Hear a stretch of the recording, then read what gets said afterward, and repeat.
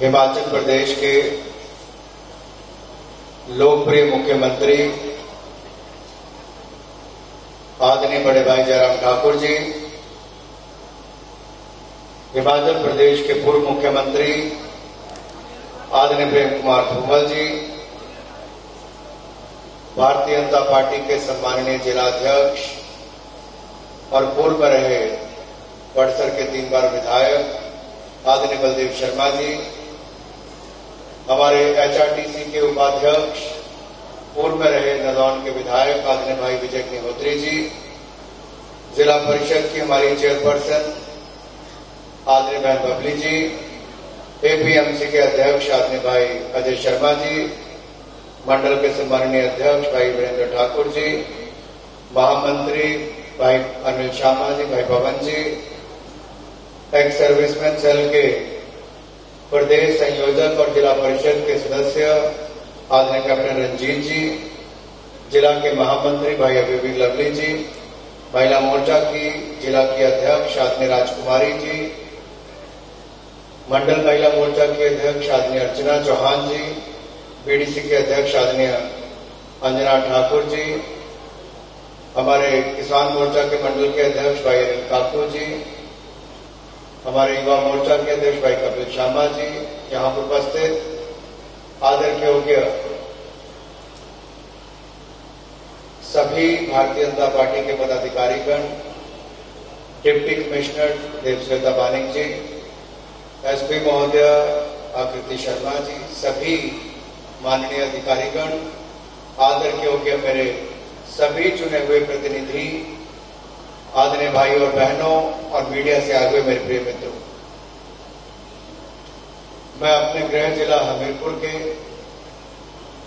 सुजानपुर विधानसभा क्षेत्र में आज इस ऐतिहासिक चौगान में प्रदेश के लोकप्रिय मुख्यमंत्री आदरणीय जयराम ठाकुर जी का आप सबकी ओर से और अपनी ओर से बहुत बहुत स्वागत और अभिनंदन करता हूं। मित्रों, अभी जैसे माननीय धूमल जी ने बताया कि करोड़ों रुपए के शिलान्यास और उद्घाटन करके आज यहां पर ये समर्पित भी सुजानपुर विधानसभा क्षेत्र के लिए आपने किए हैं। मैं माननीय मुख्यमंत्री जी उसके लिए भी आपका बहुत बहुत आभार और धन्यवाद करता हूं। भारत आजादी के 75 वर्ष मना रहा है और मोदी जी ने कहा कि हमें जन भागीदारी से जन आंदोलन की ओर लेकर जाना है, कर्तव्य भाव से जनता की भागीदारी से अपने देश को और आगे बढ़ाना है, इस नए भारत के निर्माण में नई सोच को खड़ा करना है। और पिछले कल आपने देखा ही होगा, भारत की राजधानी दिल्ली में जो राजपथ के नाम से आजादी से पहले से आजादी के 75 साल तक जिसको राजपथ के नाम से जाना जाता था, जो अंग्रेजों की मानसिकता थी कि राज करना है, उसे प्रधानमंत्री जी ने नई सोच के साथ आजादी के 75वें वर्ष में इस नए भारत के निर्माण में राजपथ नहीं कर्तव्य पथ नाम देकर एक नई सोच को खड़ा किया है। और केवल इतना ही नहीं, ना कोई शहीद स्मारक था, ना कोई पुलिस स्मारक था। 75 साल बीत गए थे, लेकिन पिछली कई सरकारें आई, किसी ने नहीं बनाया। नरेंद्र मोदी जी की सरकार आई तो देश की राजधानी में शहीद स्मारक भी बना और पुलिस स्मारक बनाने का काम भी नरेंद्र मोदी जी की सरकार ने किया। और कल तो मेरे भाई और बहनों, नेताजी सुभाष चंद्र बोस, जो युवाओं के लिए प्रेरणा स्रोत, जिन्होंने भारत की आजादी के लिए अपना जीवन बलिदान कर दिया, अंग्रेजी हुकूमत के खिलाफ आजाद हिंद फौज को खड़ा करने का काम किया। लेकिन 75 साल में 60 साल राज करने वाली कांग्रेस ने ऐसे न जाने अनगिनत महावीरों, शूरवीरों, महानायकों को बुलाने का काम किया है। लेकिन मोदी जी ने इंडिया गेट के पास नेताजी सुभाष चंद्र बोस जी की प्रतिमा का उद्घाटन भी, अनावरण भी कल माननीय प्रधानमंत्री मोदी जी ने करने का काम किया। ये बहुत बड़ी प्रेरणा है। देश के करोड़ों लोग वहां पर आते हैं, कोई टहलने के लिए आता है, कोई राजपथ से north block, south block, Rashtrapati Bhavan, India gate, ये सब देखने आते थे। लेकिन आज से उसका नाम राजपथ नहीं, कर्तव्य पथ होगा। और उस सेंट्रल विस्टा पर भी पुरानी अंग्रेजों की बिल्डिंगें नहीं, नए भारत की इमारतों के साथ साथ नया संसद भवन भी खड़ा होगा मेरे भाई और बहनों। ये गुलामी की मानसिकता से निकलने की बात प्रधानमंत्री मोदी जी ने कही, लेकिन केवल यही नहीं कहा। 5 प्राणों की बात जो प्रधानमंत्री मोदी जी ने कही, वो कौन से 5 प्राण हैं? पहला है गुलामी की मानसिकता से बाहर निकलना। जब उससे बाहर निकलेंगे तभी कुछ नया कर पाएंगे, तभी अपने लोगों के बारे में सोच के हम कुछ कर पाएंगे। वो तो राज करने आए थे, हम कर्तव्य निभाते हुए करके दिखाएंगे। दूसरा उन्होंने कहा हमें अपने गौरवशाली इतिहास पर गर्व करना चाहिए। मैं आप सबसे निवेदन करना चाहता हूं, हर शनिवार और हर रविवार को रात को 9 बजे डीडी नेशनल पर आप स्वराज सीरियल को देखिए। मेरे विभाग ने उसको बनाया है। मन की बात में प्रधानमंत्री मोदी जी ने पहले भी उसका उल्लेख किया। उसमें हमारे वीर शूरवीरों के बारे में 75 धारावाहिक उसके ऐसा बनाए गए, जिसमें 75 एपिसोड है। आप उसको देखिए, बच्चों को दिखाइए, नौजवानों को दिखाइए कि भारत का इतिहास क्या था। ये अंग्रेजों मुगलों से पहले भी इतिहास हमारा हजारों साल पुराना है। भारत को दुनिया में सोने की चिड़िया के रूप में जाना जाता था। हम फिर अपने भारत को उस दिशा में ले जाने का काम करने वाले हैं। परेड़ा देखना सोचते कि मैं अगला में ताड़ियां मारने जो एक लाया आओ आंकड़े देने को तो दसी सकता तीन अंग्रेजों के हम जो बंडी ने हम राज की हुकूमत की 200 साल पर उन्हीं अंग्रेजों को हमने मोदी जी के राज में पिछले 8 साल में भारत की अर्थव्यवस्था 11वें नंबर पर थी। मोदी जी ने ऐसा नेतृत्व दिया, हमने अंग्रेज 5वें नंबर थे उनको पछाड़ दिया। अब दुनिया में 5वें नंबर की अर्थव्यवस्था हिंदुस्तान बन गया है मेरे भाई और बहनों। तीसरा कर्तव्य, तीसरा 5 प्राण क्या है? 5 प्राणों में तीसरा क्या है? विकसित भारत। और विकसित भारत के लिए हमें हर व्यक्ति का, हर हिंदुस्तानी का योगदान चाहिए। ईमानदारी के साथ सरकारें चलानी होगी, हर राज्य को अपनी भूमिका निभानी होगी। आज मैं कह सकता हूं, सीना ठोक कर कह सकता हूं, 8 साल पहले हमने हाथ जोड़े थे आपके आगे, एक बार मोदी जी की सरकार बना दो, हम भ्रष्टाचार मुक्त शासन आपको देंगे, सुशासन युक्त सरकार देंगे। आज 8 साल के बाद इसी ऐतिहासिक चौगान के मैदान पर कह रहा हूं, जहां पर नरेंद्र मोदी जी ने आज तक की सबसे बड़ी रैली की थी, आज मैं कह सकता हूं 8 साल में कोई 1 रुपए के घोटाले का आरोप भी नरेंद्र मोदी की सरकार पर नहीं लगा पाया है मेरे भाई। ऐसे ही राज्य और केंद्र के योगदान के कारण विकसित भारत बनेगा। और ये डबल इंजन की सरकार, प्रदेश में भाजपा, केंद्र में भाजपा, प्रदेश में जयराम जी, केंद्र में मोदी जी, इन्होंने देश को और प्रदेश को आगे बढ़ाने का काम किया है। चौथा है एकता और एकजुटता। हमें एक रहना है। कुछ लोग छोटे छोटे लाभ देकर देश को बांटने का, कोई जाति धर्म कोई कुछ और देकर देश को बांटने का काम करते हैं। हमें देश को बंटने नहीं देना है। हमें सबका साथ, सबका विकास, सबका विश्वास और सबके प्रयासों के साथ भारत को आगे बढ़ाना है। एकता और एकजुटता के साथ मिलकर काम करना है मेरे भाई और बहनों। 5वां है नागरिकों का कर्तव्य पालन। अब हमें केवल अपने अधिकारों की मांग नहीं करनी। आप में से किसी ने नहीं कहा था कि बिजली के बिल माफ कर दो, 60 साल से ज्यादा वाले को पेंशन दे दो, या कुछ और आपने रसोई गैस के सिलेंडर मांगे हो। हम सत्ता में आए, मोदी जी ने देश में आकर जहां एक और रसोई गैस के सिलेंडर उज्ज्वला योजना में दिए, 12 करोड़ बहनों को दिए, तो प्रदेश में जयराम जी ने मुख्यमंत्री गृहिणी योजना से दिए। और आज प्रदेश की हर बहन के पास रसोई गैस का सिलेंडर और चूल्हा है। ये भारतीय जनता पार्टी की देन है मेरे भाइयों। और मैं इस कड़ी को सीधा बताऊं, माता शबरी योजना गैस सिलेंडर देने की धूमल जी ने शुरू की, उज्ज्वला योजना प्रधानमंत्री मोदी जी ने की, और जयराम जी ने 3 लाख से ज्यादा बहनें जो रहती थी उनको चूल्हा भी और गैस का सिलेंडर देने का काम भी किया। आज हर बहन के पास रसोई गैस का सिलेंडर और चूल्हा है। ये भारतीय जनता पार्टी की देन है मेरे भाई और बहन। यही नहीं, पानी लाने का काम आदरणीय शांता कुमार जी ने गांव गांव तक पहुंचाने का काम किया। हमारी सरकार बनी तो धूमल जी ने उसको घर तक कुछ कोशिश की, वहां तक पहुंचे, 7 लाख परिवारों तक पहुंचे। जयराम जी की सरकार बनी, केंद्र में मोदी जी प्रधानमंत्री बने और जल जीवन मिशन लेकर आए। 3.5 लाख करोड़ रुपए का बजट पूरे देश के लिए है, लेकिन हिमाचल प्रदेश के लिए सबसे ज्यादा पैसा 4,567 करोड़ रुपया जल शक्ति मंत्रालय ने दिया। और हिमाचल प्रदेश में जो पिछले 70 साल में 7,60,000 पानी के कनेक्शन थे, पिछले 2 साल 9 महीनों में 8,30,000 कनेक्शन नए देने का काम हमारी सरकार ने किया है मेरे भाइयों और बहनों। मुझे तो अच्छा तक याद है भाई, गर्मी ये छुट्टियां जाओ या दिन आओ तो खातरी है घड़ा चक्की ने आपको घर पानी लाने आओ तो थी नौकरे पानी भरने भी लेने आओ। लेकिन अब तो हर घर में नलके की सुविधा मोदी सरकार दे रही है और धरातल पर हिमाचल प्रदेश में जयराम जी की सरकार में उसको लागू किया जा रहा है।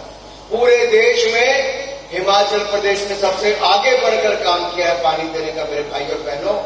और यही मैं जो कर्तव्य की बात कर रहा हूं कि आपको इस बात की चिंता नहीं करनी, हम सत्ता में हैं, आपने सेवा करने का मौका दिया है, हम स्वयं चिंता करके एक के बाद दूसरी योजना लेकर आ रहे हैं।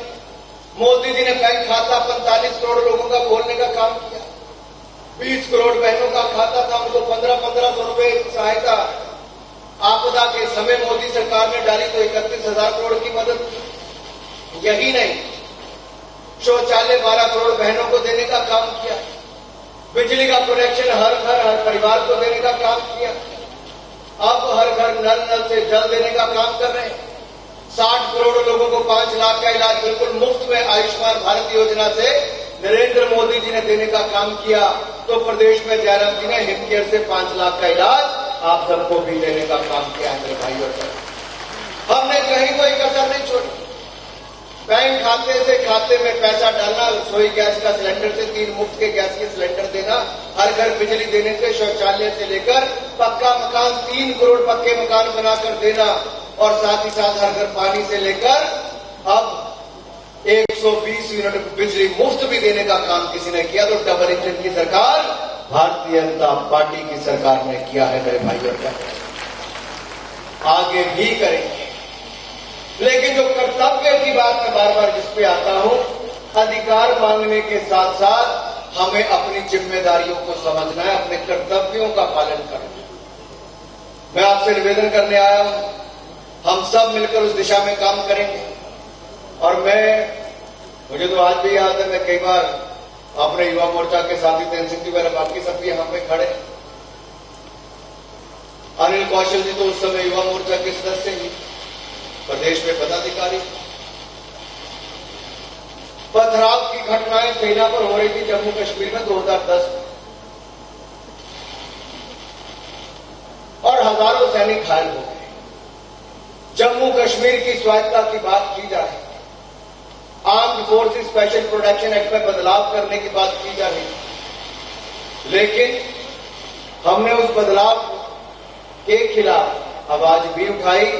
कलकत्ता से लेकर कश्मीर तक की मैंने तिरंगा यात्रा की 2011 में, और जब देश भर के लाखों नौजवान उस तिरंगा यात्रा से जुड़े और हम जम्मू कश्मीर के बॉर्डर पर पहुंचे, हजारों नौजवान जम्मू पहुंच गए थे, सैकड़ों कश्मीर पहुंच गए थे कि लाल चौक पर जाकर तिरंगा झंडा फहराएंगे, तो अलगाववादियों और आतंकवादियों ने कहा था कि गोली मार के मार गिराएंगे। हमने कहा था देखते तुम्हारी गोली में ताकत है या हमारे तिरंगे में ज्यादा ताकत है। हमने लाल चौक पर जाकर तिरंगा भी फहराने का काम किया था, लेकिन मुझे अरुण जेटली जी और सुषमा स्वराज जी को जम्मू की जेल में डाल दिया। अपराध क्या था कि लाल किले पर, लाल चौक पर, जम्मू कश्मीर के श्रीनगर के लाल चौक पर तिरंगा झंडा फहराने जा रहे, तो अपराध गिना जा रहा है। लेकिन मित्रों वो था 370-35 के कारण, जो कांग्रेस की, नेहरू जी की देन है, जिसने जम्मू कश्मीर को भारत से एक अलग दिशा में रखने का काम किया, विशेष राज्य का दर्जा दिया।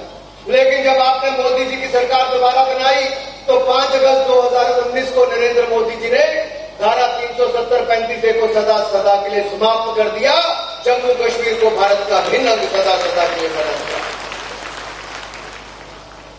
बहुत सारे ऐतिहासिक निर्णय हुए।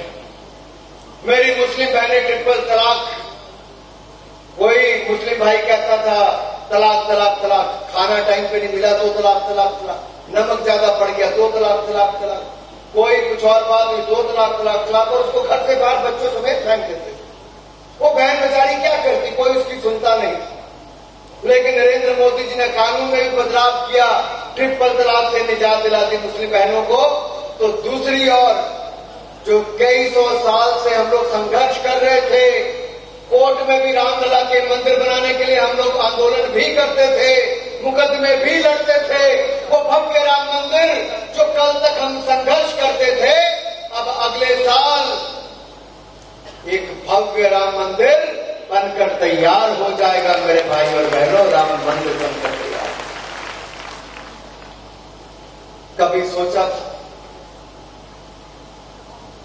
जिस जीएसटी का विरोध कांग्रेस के लोग लगातार करते थे कि जीएसटी क्यों, ये राहुल गांधी जी चले आजकल कहते भारत जोड़ो यात्रा करनी। मैंने भारत छोड़ो पर ज्यादा जोर देता, भारत जोड़ने की बात कम करते।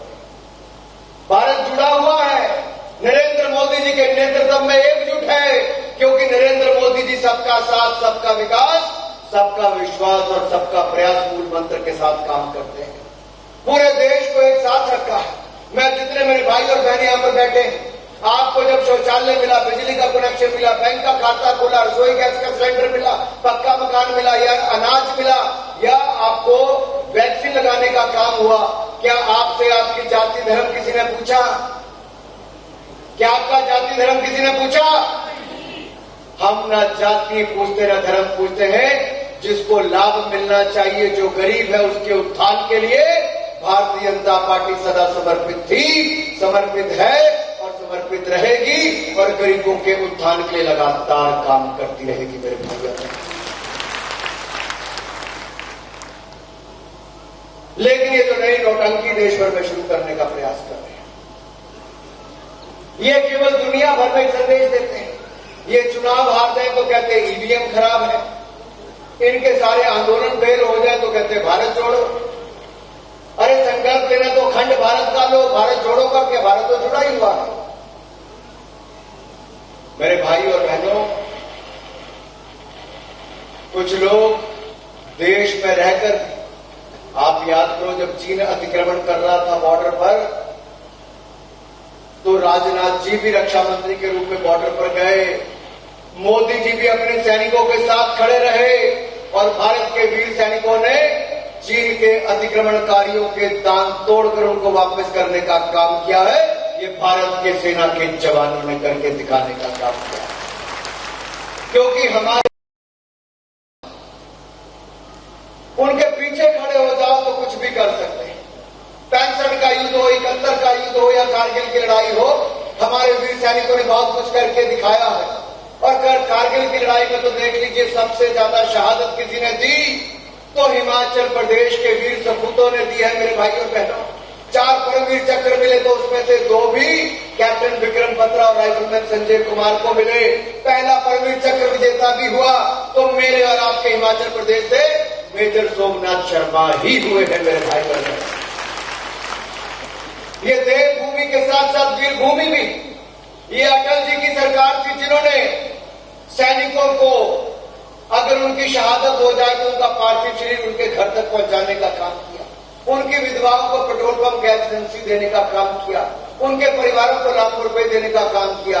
आज मोदी जी की सरकार है, तो जो कांग्रेस 10 साल में नहीं कर पाई, नरेंद्र मोदी जी ने बुलेट प्रूफ जैकेट, वो भी make in India, 2 lakh bullet proof jacket अपने फौजियों को दे दी, राफेल जैसा विमान भी खरीद कर दे दिया, आधुनिक तोप हथियार देने का काम किया, और अब हिंदुस्तान में ही हथियार बनेंगे। हमें दुनिया के ऊपर निर्भर नहीं रहना, हम दुनिया को भी हथियार देने का काम अब आने वाले वर्षों में करेंगे।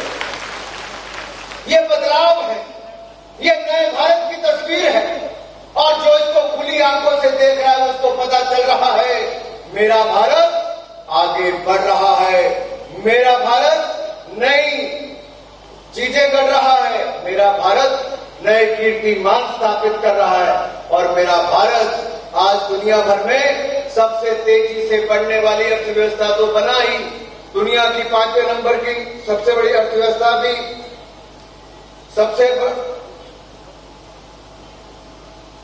बड़ा अर्थव्यवस्था बनने की दिशा में हम लोग काम कर रहे हैं। कई वर्ष उसमें लगेंगे, लेकिन 5वें नंबर की अर्थव्यवस्था हम बने। मित्रों, ये सब चीजें तब हो रही हैं जब आपदा के समय भी दुनिया के देश के लोग घरों में बंद थे। आप मुझे, मेरे जितने बुजुर्ग बैठे आप जरा याद करना 75 साल पिछले, जिसकी उम्र 60 साल होगी अपने 50 साल पुराने याद करना। क्या देश में कभी कोई ऐसा प्रधानमंत्री आया जिसने कहा हो ताली बजाओ तो पूरा देश ताली बजा रहा था? किसी प्रधानमंत्री ने कहा थाली बजाओ तो थाली बजा रहा था? किसी प्रधानमंत्री ने कहा था इतने घंटे लाइट बंद रखी तो लाइट बंद करने का काम किया? किसी प्रधानमंत्री ने कहा वैक्सीन लगानी तो सबने जो गुमराह करने का काम किया उसके बावजूद 200 करोड़ वैक्सीन लगाने का काम किया। मित्रों, 75 साल में अगर कोई एक नेता महात्मा गांधी के बाद ऐसा नजर आया जिसके कहने पर पूरा देश एकजुट हो जाता है, उसका नाम नरेंद्र मोदी है। नरेंद्र मोदी आंखें बंद करके विश्वास करते हैं क्योंकि भारत को आगे ले जाने का काम करते हैं। कैप्टन विक्रम बत्रा जैसे शहीदों ने जब तिरंगा झंडा लहराया था टाइगर हिल पर, तब कहा था ये दिल मांगे मोर, ये दिल मांगे मोर। आज भी पूरी दुनिया कैप्टन विक्रम बत्रा की बात करती है। हमारे सूबेदार जो समय राइफलमैन संजय कुमार थे उनकी बात करती है। हिमाचल प्रदेश ने बहुत बड़ा योगदान सेना में दिया है। अभी यहीं पर अग्निवीर की भर्ती भी जयराम जी कल ही खत्म हुई, बहुत बड़ी भर्ती यहां पर हुई। हजारों नौजवान यहां पर 22,000 से ज्यादा एप्लीकेशन आई थी। मित्रों, हम सेना के साथ साथ शिक्षा में, स्वास्थ्य, सड़कों से लेकर हर घर नल से जल, इस तरह की योजनाओं से देश के हर नागरिक को जहां एक और लाभ पहुंचाने का काम कर रहे हैं, वहीं पर भारत की अर्थव्यवस्था को और सुदृढ़ कर रहे हैं। हम यही नहीं रुकेंगे। मुझे आज भी याद है 1 दिसंबर 2002 शिमला में अटल बिहारी वाजपेयी जी धूमल जी के कहने पर आए थे। औद्योगिक पैकेज हिमाचल प्रदेश के लिए 1 दिसंबर 2002 को दिया गया। ये जितना ऊना, अंब, जसवा, प्रागपुर का सरदारपुर टेरेस हो या फिर नाहन से लेके पांडा साहब से लेके बिलासपुर तक जितनी इंडस्ट्री लगी, गगरेट से लेके, ये सारी अटल जी के औद्योगिक पैकेज के कारण लगी जो धूमल जी ने उस समय मांगा था। उसके बाद अब समय आया, कांग्रेस ने तो पैकेज भी आधे साल कम कर दिए थे इसके, हमने लड़ाई उसके लिए लड़ी। कांग्रेस ने तो विशेष राज्य का दर्जा हिमाचल प्रदेश का छीन लिया था, लेकिन विशेष राज्य का दर्जा भी वापस किया तो नरेंद्र मोदी जी ने हिमाचल को विशेष राज्य का दर्जा दिया। मुझे एक दिन एक कार्यक्रम खत्म होया तो चिंतपूर्णी 2 बहनें आई, हमारे कार्यकर्ता बोले भाई जी तो बोलना तो आए गई कि विशेष राज्य दर्जे तो विशेष राज्य दर्जा हुआ क्या? मैंने तो विशेष राज्य दर्जा मतलब भाई हिमाचल की सरकार जो 10% पैसा देना पड़ना, मतलब 100 रुपये का खर्चा आना तो 10 रुपये जयराम जी ने देने के 90 रुपये मोदी जी ने देने। ये मतलब है विशेष राज्य का दर्जा। कहने जैसे नहीं आ तो 40 रुपये जयराम जी जो देने पड़ेंगे, 60 रुपये मोदी जी जो देना पड़ेगा। ये मतलब है तो इसका मतलब हिमाचल पर बोझ कटाया कने सुविधाएं बढ़ाने का काम किया तो नरेंद्र मोदी जी की सरकार है क्या? 1 रैंक 1 पेंशन धूमल जी ने जब सांसद से तब वो मांग उठाई और पूरी किसने की? 30 वर्ष के बाद जब मोदी जी की सरकार आई तो हजारों करोड़ रुपया खर्च करके 1 रैंक 1 पेंशन भी पूरी की तो नरेंद्र मोदी जी की सरकार ने पूरी की है। और अब जब मेरे संसदीय क्षेत्र के जिला ऊना में हमने निवेदन किया था आदरणीय जयराम जी को कि यहां पर जमीन दी जाए, हम लोग बर्ड पार्क के लिए निवेदन करेंगे। जयराम जी ने भी पूरी ताकत लगाई, हमने भी पूरी ताकत लगाई, दोनों भाइयों ने मिलकर नरेंद्र मोदी जी से इन प्रिंसिपल सरकार से, केंद्र सरकार से 1500 करोड़ रुपए का बर्ड पार्क तो मंजूर करवा लिया। इसमें कम से कम 20,000 करोड़ रुपए का निवेश आएगा और कम से कम 15 से 20,000 लोगों को सीधे तौर पर नौकरियां मिलने का काम भी एक बर्ड पार्क के कारण हो जाएगा मेरे भाइयों। इसी तरह से धौलासिर प्रोजेक्ट यहां पर था। आदरणीय धूमल जी की सोच थी इसको बनाया जाए, लेकिन केंद्र में कांग्रेस की सरकार थी, नहीं करती। हमारी सरकार के समय भी केंद्र में रुक गया, लेकिन जब आपके आशीर्वाद से मुझे 4थी बार सांसद बनने का मौका मिला, मोदी जी ने वित्त राज्य मंत्री बनाया, मेरे पास वो फाइल नहीं आई, अभी नीचे ही थी, रुकावट लग रही थी। मैंने एसजेवीएनएल के चेयरमैन नंदलाल शर्मा जी को बुलाकर कहा, भाई क्या करना है? तुमने कहा साहब यहां पे रुकी है। हमने वहां पर निर्देश दिए, मोदी जी से बात की और धौलासिर प्रोजेक्ट 700 करोड़ रुपए का मंजूर करवा कर दे दिया मेरे भाई। एक के बाद दूसरा उसी दिशा में सड़कें गांव-गांव पहुंचाने का काम अटल जी की सरकार में धूमल जी ने किया। जयराम जी उस समय ग्रामीण विकास मंत्री थे और आज जब मोदी जी के आशीर्वाद में नेशनल हाईवे से लेकर रेलवे की योजनाएं मिल रही, तब जयराम जी प्रदेश में पूरा सहयोग करके हिमाचल प्रदेश के कोने कोने में, चाहे 4 लेन हो या बाकी हो, उसको लगाने का प्रयास, बनाने का प्रयास कर रहे। मैं अपने ही संसदीय क्षेत्र की बात क्यों ना करूं? आज से 7 साल पहले यहां ना एम्स था, ना पीजीआई था, ना मेडिकल कॉलेज था। आपके आशीर्वाद से मैं सांसद बना, मोदी जी देश के प्रधानमंत्री बने। बिलासपुर में 1500 करोड़ रुपए का एम्स, पीजीआई में 550 करोड़ रुपए का पीजीआई अस्पताल ऊना में, और हमीरपुर में लगभग 500 करोड़ रुपए का मेडिकल कॉलेज और 300 बिस्तर का अस्पताल बनाने का काम भी हमने कर दिया। जमीन नहीं मिल रही थी कांग्रेस के समय, जयराम जी मुख्यमंत्री बने, जमीन देने का काम किया। नड्डा जी स्वास्थ्य मंत्री बने, केंद्र से पैसा देने का काम किया। आज वहां पर रफ्तार से काम चल रहा है। इसी महीने मोदी जी आकर हमारे एम्स का उद्घाटन कर देंगे मित्रों। हमारे अगले महीने तक या 1.5 महीने तक हमारा नदौन का ये मेडिकल कॉलेज में बनकर तैयार हो जाएगा। ये कब हुआ? जब डबल इंजन की सरकार केंद्र में भाजपा, प्रदेश में भाजपा बनकर तैयार हुई। आप में से बहुत सारे किसान यहां पर बैठे हैं। किसान के सिंचाई योजनाओं से लेकर पीएम किसान सम्मान निधि, किसान के खाते में 6,000 रुपया डालने का काम किसी ने किया तो नरेंद्र मोदी जी की सरकार ने किया है मेरे भाइयों बहनों। दुनिया भर में खाद का मूल्य 3 गुना हो गया है, लेकिन मोदी जी ने पिछले 3 साल में खाद का मूल्य 1 रुपया भी नहीं बढ़ने दिया। केंद्र सरकार ने दुगनी सब्सिडी कर दी, लेकिन किसान के ऊपर बोझ नहीं पड़ने दिया। प्रधानमंत्री फसल बीमा योजना भी किसानों को लगभग 63 करोड़ रुपए का, जो फसल बर्बादी के बाद उनको पैसा इंश्योरेंस कंपनी की ओर से मिलना था, वो भी देने का काम हमारी सरकार में हुआ। हमने न कहीं कमी छोड़ी, न आगे छोड़ेंगे। मैं इतना ही कहूंगा मित्रों, आप अपनी ओर से कोई कसर न छोड़ें, ताकि यहां पर भी ये जो कड़ी है, देखिए कड़ी बननी बहुत जरूरी है। केंद्र में मोदी जी है, प्रदेश में जयराम जी हैं, तो दिल्ली से पैसा जो शिमला आता है तो हमीरपुर तक आके ठीक पहुंच जाता है।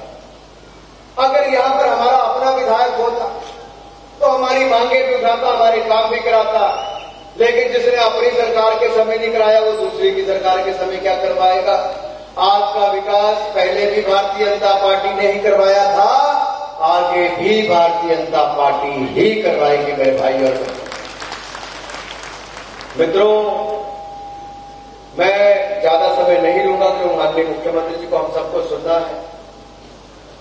प्रधानमंत्री मोदी जी ने अपनी ओर से केंद्र से कोई कसर नहीं छोड़ी, चाहे अस्पताल हो कोई कसर नहीं, मेडिकल कॉलेज की कोई कमी नहीं।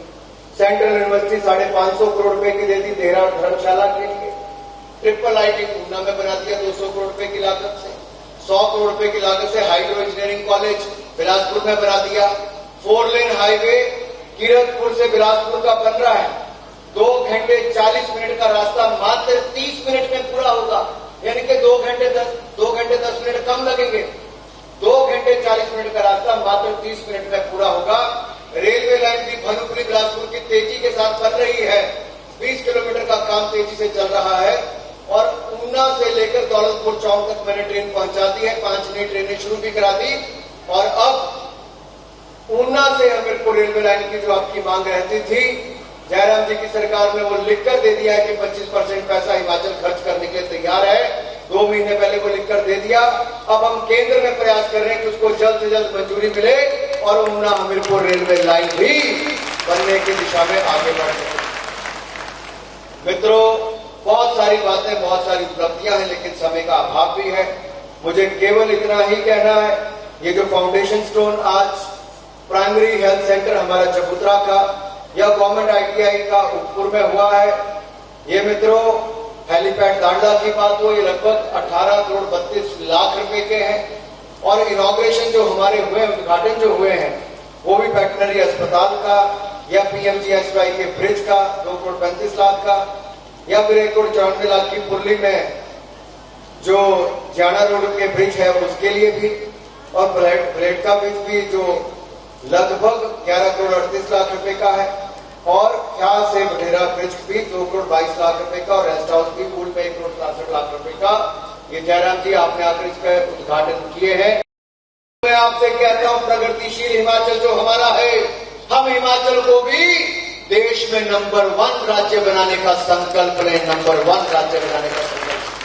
तो जिसने मन में संकल्प ले लिया है, जो अपना योगदान देने के लिए तैयार है, जो देश को महान बनाने के लिए और हिमाचल प्रदेश को नंबर 1 बनाने के लिए तैयार है, वो अपने हाथ खड़े करके मेरे साथ नारा लगाएंगे, बोले भारत माता की, भारत माता की, भारत माता की, वंदे वंदे वंदे वंदे वंदे वंदे। बहुत बहुत धन्यवाद।